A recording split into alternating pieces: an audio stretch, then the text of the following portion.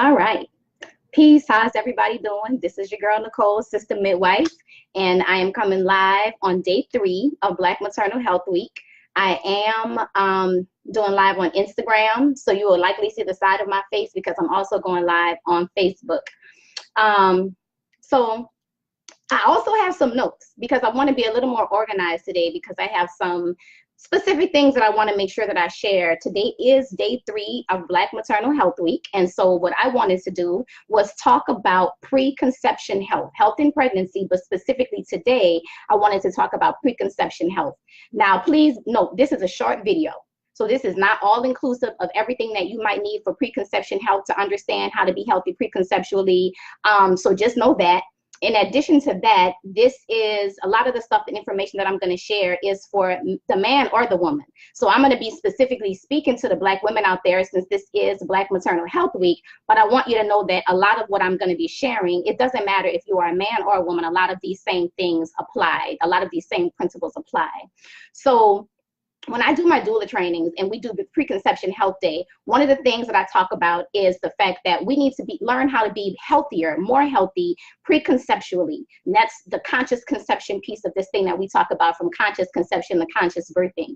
So we want to be physically healthy and ready for pregnancy. We want to be emotionally healthy and ready for pregnancy. And we want to be spiritually healthy and ready for pregnancy. And what that does for us is when we are physically, emotionally, and mentally ready and prepared for pregnancy, the healthier that we are before pregnancy means the healthier that we will be when we go into pregnancy, and the healthier that we will be come labor and delivery and into the postpartum period. So we want to take our preconception health really, really serious. This thing is no joke. We want to be healthy going into pregnancy so that we can be healthy coming out of this thing. So when I talk about physical health, it's very basic. And again, this is not an all-inclusive list, but we want to think about, do you have high blood pressure?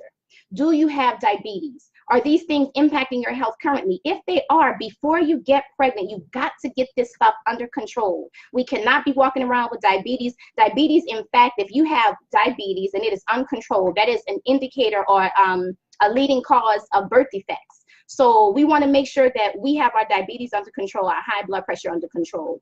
What about weight? Do you feel like you need to lose weight or you want to lose weight? You want to do that stuff before pregnancy. I meet so many women in pregnancy and they're like, well, I don't want to gain too much weight, or even trying to lose weight in pregnancy. That is not the time to be trying to worry about diet and losing weight. So if that's something that you have on your mind, something that you want to do, you want to make sure that you do that before pregnancy. What kind of substances are you taking into your body? Do you smoke? Do you drink a lot? Do you do a lot of marijuana? People ask me all the time, what do I think about marijuana? Here's what I will say. What we know is that our lungs are designed to breathe in air. So regardless of our understanding about marijuana, this, natural, all that stuff, the stuff that the government is growing right now and dispersing across America, that is not the same marijuana that was available to our uncles and our grandfathers, you know, a couple of generations ago. So do be clear of that. And the other thing is, a lot of people are smoking marijuana in blunt wrappers, and blunt wrappers is the same as smoking tobacco. Tobacco, we know, when we smoke nicotine, when we smoke cigarettes, we know that that increases our risk for miscarriage. It increases your risk of miscarriage. So that means if you're smoking marijuana in blunt wrappers, or sprinkled with tobacco in your spliffs, then you are also increasing your risk for miscarriage, just like that. So also you want to know, do you have any infections, any sexually transmitted infections that need to be treated? If you have not gotten your stuff checked out and you've had multiple partners, you need to go get that checked out, because sexually transmitted infections can lead to miscarriages and preterm birth. So you want to get that taken care of. And maybe you don't have something that's sexually transmitted. Maybe you have bacterial vaginosis. If you don't know what that is, ladies, look it up. But bacterial vaginosis, again, is directly linked to early rupture of your water bag, preterm birth, preterm birth. So the thing about bacterial vaginosis is really interesting. What we have found, because that is something that we will treat in pregnancy very quickly when we diagnose it. But what research has shown us is that even if we treat it, if you have bacterial vaginosis before you got pregnant, it increases the likelihood that you will have a preterm birth, even if it has been treated. It's almost like, the way I like to describe it, it's like your water bag was created with a little bit of a deficit. So all of these things are important that we take care of before we get pregnant for our physical health. Now about spiritual wellness. So I'm very upset. I came here to start this live and I didn't bring this book, Welcoming Spirit Home by Sabon Fu Somé. She is now an ancestor, but she's a sister out of the Dagara tribe in Burkina Faso, West Africa. And she has this book, Welcoming Spirit Home, and she talks about how in the Dagara tribe specifically, a woman cannot get pregnant until she has been spiritually called to pregnancy. And it's a beautiful articulation that she does in this book. Spiritual readiness is so important. If you're not spiritual ready, that's why we pick wrong partners. And I'll be very clear, I've had a very long and extensive pregnancy and pregnancy history. So I'm not saying that the one child I had is the only pregnancy I've had, and every pregnancy that I've had has not been a spiritual pregnancy. I love to say that Kaylele was, but all of my pregnancies were not. And so we do want to make sure that we're spiritually ready for pregnancy, because it does make a difference in how we feel about the pregnancy and how we move forward into that pregnancy. And so lastly, I want to talk about emotional readiness. And this really is where this video is going to get a little personal for me. So first of all, I am what they would call a geriatric pregnancy. I'm not pregnant now, but when I was pregnant with Kaylele, I was, advanced maternal age. And so 4 years later, I'm even more advanced maternal age. And if the universe should so bless me again, I would love to have another baby. And so I know that I have to be paying attention and making sure that I'm in even better health than I was when I got pregnant with Kaylele 4 years ago. So for me, one of the things that has been very important is really learning to walk in this new life of a new, different kind of self-care. And I know self-care is all the rage, and there's all kind of conversations about what self-care means and what we really need for self-care. But for me, when I think about self-care, I'm not talking about grooming. I'm not talking about getting hair done. I'm not talking about getting nails done. I'm talking about real decisions that move us towards our personal health. I'm talking about drinking more water. I'm talking about doing yoga. I'm talking about meditating. And see, a lot of times people will say like, well, yeah, or I've heard the conversation, well, as soon as you come out of meditation, the kids are still yelling, you still have dinner to cook, and all of that is real. All of that is real. But physiologically, biochemically, when we learn how to meditate on a regular basis, we literally can decrease our blood pressure.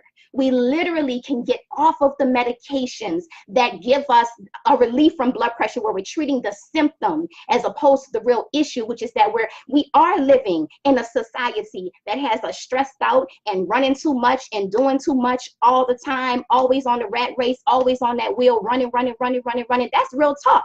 So we have to take the time and step off. They have done research about this, y'all. When you meditate, every single day, you align your heart rate, you align your chakras, you align your physical health. And when you are healthier pre-pregnancy and healthier in life, it allows you to have a healthier pregnancy, a healthier birth, and it allows you to be a healthier mom for your children. I am not suggesting that going to yoga or getting a massage is going to fix all of the ills in the Black woman's life, because it is not.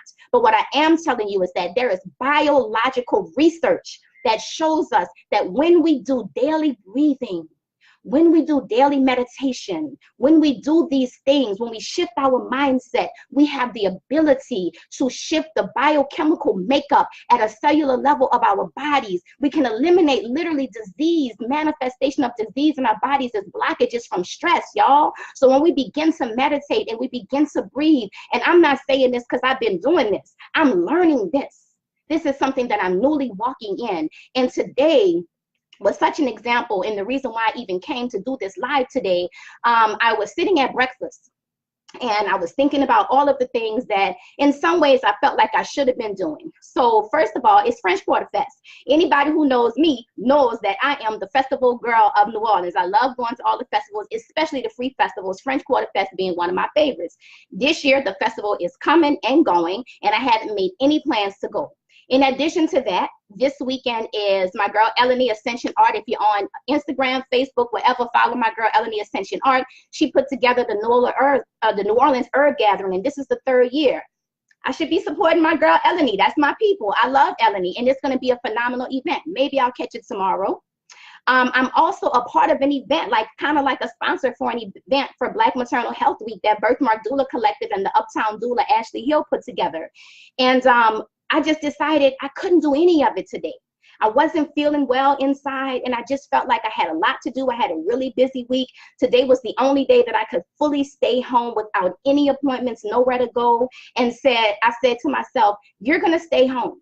You're not going anywhere, and it's going to be okay. So at any rate, me and my baby having breakfast this morning, and all of a sudden I burst into tears. And I'm like, what is going on? And all of a sudden I realized I'm in my season. You see, sometimes we have to listen and be still to get some of these messages and to understand what's going on in our world. And I've been getting so many downloads recently, so many downloads for so many powerful things. And so all of a sudden I realized, oh my God, you're in your season. So what does that mean? My mother's birthday is April 8th. In 2016, she died about a month after her birthday. So that was in May 20 something. I don't even know the exact date, but it was right after Mother's Day. So we know April 8th just passed. We know Mother's Day is coming up. In addition to that, 2 years after my mother died, I got a divorce at the end of April, 1st of May. So this is a very powerful, emotional, spiritual time for me. And I didn't even think about that was probably the reason why I just felt like being inside. I did a spiritual bath this morning while Kaylele was asleep, and I really was loving on myself and singing my songs and chanting my affirmations. And I wasn't fully sure why all of this was coming up after me. And then I realized it's your season. So my lesson for today, and what I want to bring to you, is as we're thinking about health and preconception health and Black maternal health, first of all, keep the word health at the forefront of your mind. That's where we're moving to. Health, health, health, right? We want to be healthy. But my lesson for today was really to be still and listen. Be still and listen. The answers will come to you. Your support systems will come to you. The people that you need to build your tribe will come to you. The information that we need will come to you. And as we heal ourselves, we can heal our nation. As we move from conscious conception to conscious birthing, as we understand that birth is the revolution, we can change the vibration of our communities. All right, y'all, I'm out of here. Peace.